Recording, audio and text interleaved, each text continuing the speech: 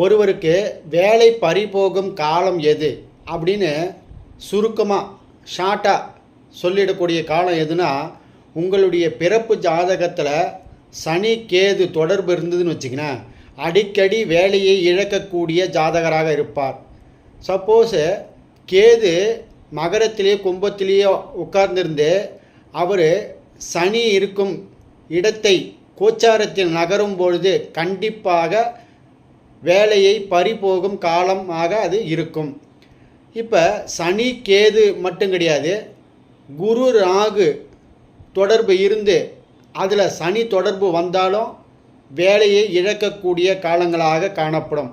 அப்போ கேதுவனுடைய தொடர்பு இல்லாமல் ஒரு விஷயத்தை வெட்டி விலகி வெளியே வரவே முடியாது. அப்போ வேலையை இழக்கும் காலம் எதுனா கேது சனி தொடர்பு பெறும் காலம்.